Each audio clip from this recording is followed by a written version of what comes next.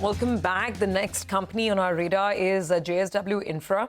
Now, the stock has been a good performer in this year, 2024, up almost 50%. The company recently announced its longer-term, medium-term vision in terms of how much capacity they're looking to add, what their plans are. In fact, their Capex is going to be 30,000 crores from FY25 all the way up to FY30. So let's talk about this vision in some more detail. We have Lalit Singhvi, Chief Financial Officer at JSW Infra, joining in. Mr. Singhvi, great to have you on. Season's greetings to you. So let's start right there with this guidance that you've given that your cargo handling capacity is going to be 400, mtpa by FY30, and you'll be putting 30,000 crore rupees to work in this expansion. How will you fund it? What are the current debt and cash levels? And what's the plan? Good morning, and first, thank you for having me on your shows. So this expansion plan, what we have announced is, taking our capacity from 170 million to 400 million tons, and this will entail 30,000 crores of rupees. So as far as funding is concerned, we have a very robust operating cash flows. So if you see our cash flows last year was also 1,800 crores rupees, and next 6 years, and a lot of capacity additions will keep coming up every year. So with this cash flows, and there will be one equity dilution also. As per the regulator's requirement, we have to dilute our equity from 85.6% to 75%, and that has to happen, before October 26.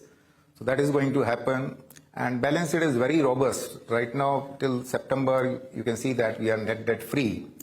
So partly we will need debt in between. So with these all three, combination of sources, we are very comfortable to fund our growth plans. So, sir, just let me dive a little deeper in the mix that you pointed out. You said you're generating 1,800 crores of cash. The business is throwing up that kind of cash annually. You will also need to sell some equity because of regulatory reasons. So let's discuss that first, and then we'll get to the borrowings. So you need to lower, the promoters will have to lower the stake by almost, roughly 9% odd. How much will anything happen in FY25? Yeah. How much in FY26?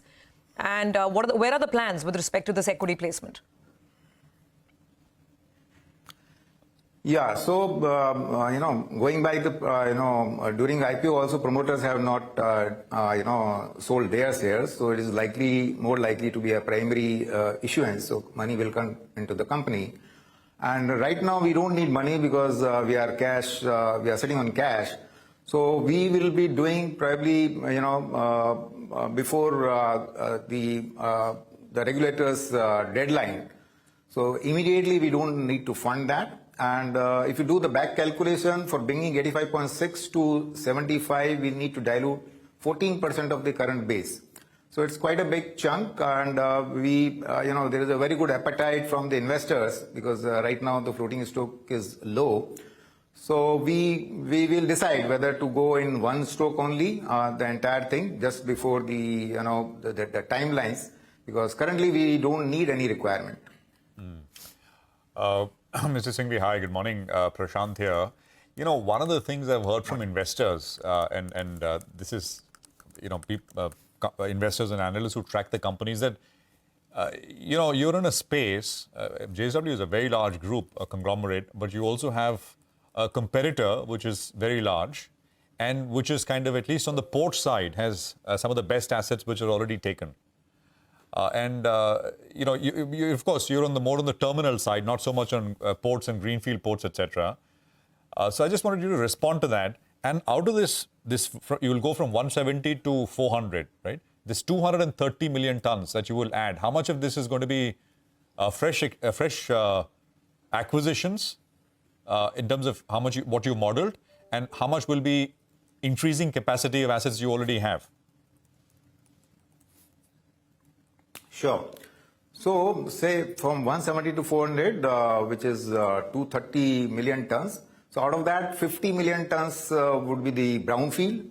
So, we have our ports like Dharamtar, Jaigarh, and Goa and Mangalore terminal. There we are adding the capacities. So, around 50 million tons would be the brownfield capacity additions, and 130 million tons would be from greenfield. So this greenfield includes, we have already announced, like one is Murbe, which is very near to Mumbai. another is Kenny, which is in Karnataka, and the third one is Jatadhar, which is Odisha. So there are large projects coming in, all put together close to 100 million tons of capacity we are adding. And 50 million, the remaining 50 million tons is, is in the pipeline. So we will be announcing as and when, we have approvals in place.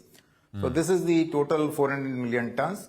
And, our business model, if you compare with others, they may be largely on the private side, but we find, the combination of terminals and greenfield ports, which are the private ports, that works well for us. Because in case of terminals, Capexes are low because all the ecosystem is provided by the port trust, like dredging and, your breakwater, evacuation system.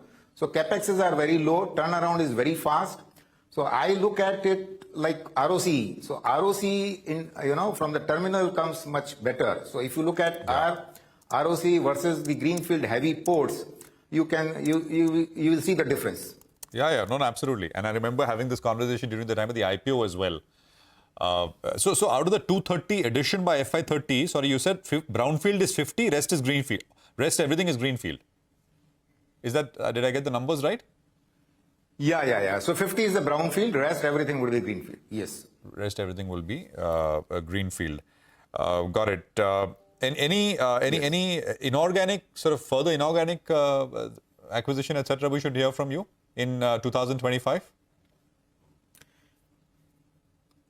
So, this 400 tons doesn't include what we, bid through the, in the privatization process of the government. Like last year, we won 2 bids. One is in JNPT, another in Tuticorin. So government keep coming up with the, privatization process and few terminals every year it's coming. So there we will be bidding aggressively. But that quantity we cannot share now because we don't know how much quantity will come and how much we will be able to win. But we stand to a very good chance. As you know that there are only 2 pan-India basis players and one is not very keen on the terminal side, as you just said. So we stand a very good chance to win those things.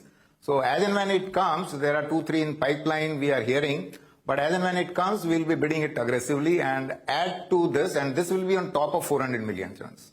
Mr. Singhvi, just a quick final question, just to go back on the Capex. You said that there will be some element of debt that you will take on. What is the debt equity that you are that you will be comfortable holding to fund this 30,000 crores?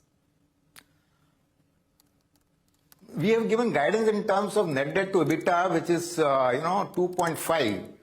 But we don't foresee that we will be touching anytime soon that 2.5 thing because our cash flows will remain robust and by 27, 28, 118 million ton capacity will come into force, effect, and that will be giving again cash flows.